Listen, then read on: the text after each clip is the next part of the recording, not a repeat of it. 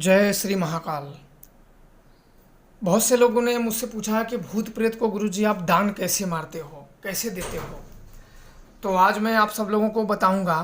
बताना इसलिए मैं आप सब लोगों को बता रहा हूँ कि आप सब लोगों को पता हो, क्योंकि आप लोगों ने इससे अगर बात नहीं सुनी है तो आप लोगों को पता होना चाहिए मेरे हिसाब से, कि आप लोगों को जानकारी होनी चाहिए इसके बारे में। जो तंत्र के क्षेत्र में हैं उन्हें ये सब के बारे में पता होना चाहिए, ताकि वो खुद सच और झूठ का वो खुद समझ सकें कि कौन सच बोल रहा है, कौन झूठ बोल रहा है, क्या सही है, क्या गलत है। तभी वो लोग इस चीज़ में सफलता हो जाएंगे। तो इसलिए मेरा तो यही होता है कि आप लोगों को आसान से आसान साधना बताइए और आप लोग उससे कर सको और आप सब लोग लाभ उठा सकें। तो देखो, दान जो मारा जाता है, सबसे पहले दान लेने वाले एक देव होता है। ये सभी जगह नहीं होते हैं। आप उसे चाहे हजारों साल तक दान कितने भी भूत मारते रहो, वहाँ वो हमेशा लेता रहेगा। तो उसमें क्या होता है, जहाँ दान मारा जाता है वो दानवीर होता है। मेरे उधर 3 स्थान हैं, 2 जंगल में है, एक और आगे है। कि आप वहाँ से सिक्का, चांदी के सिक्के, साधारण सिक्के इतने हैं कि आप वहाँ अगर निकालोगे तो आपको बोरा भर जाएंगे।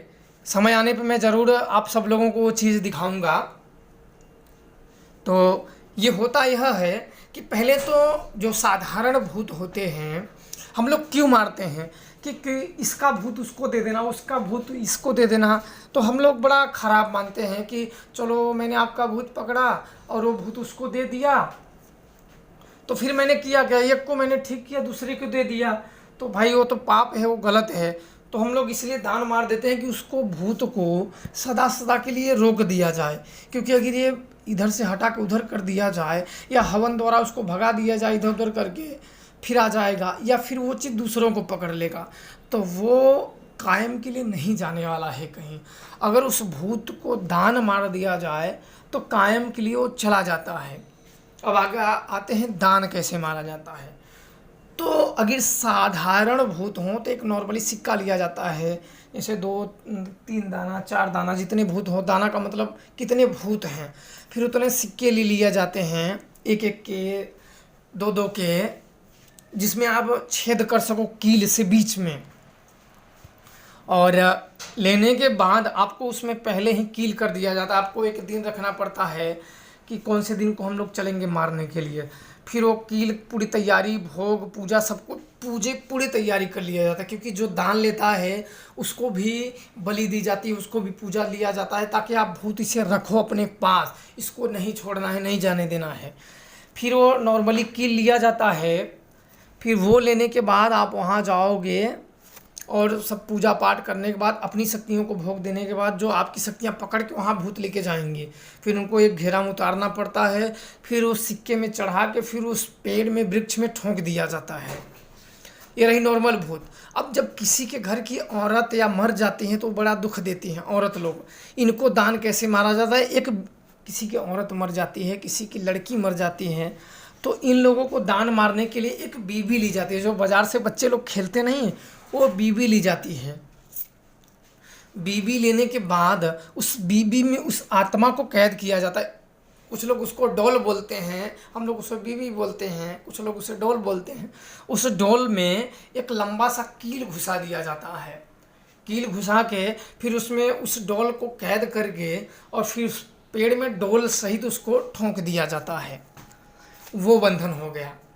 फिर और जो धान के लिए, धन मध्य में जो बोलते हैं, जैसे कहीं से आप धान ला दिए, कहीं से कोई खजाना वजाना ला दिए और वो नहीं मान रहा है, तो उसके लिए धन मध्य में जो प्रेत बोल रहा है, उसके लिए क्या करते हैं कि एक चांदी का सिक्का लेते हैं।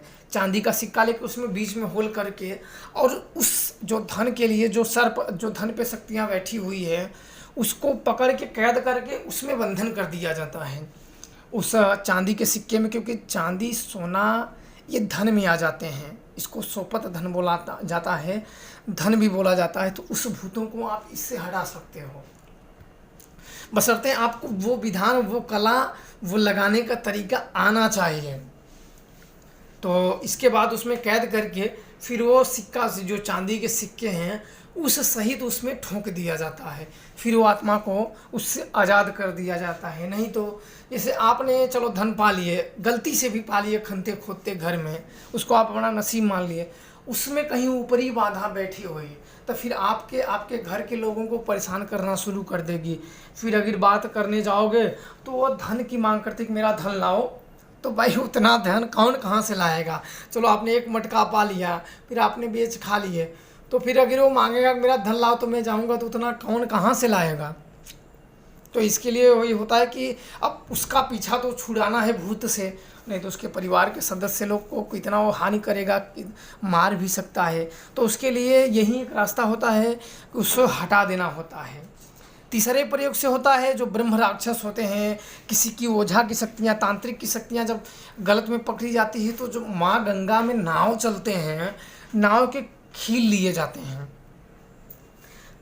जाते हैं और उस खील में उस तांत्रिक की शक्तियों को बंधन करके उस खील को उस वृक्ष में मार दिया जाता है और एक सुरक्षा मंत्र द्वारा उसको कील दिया जाता है।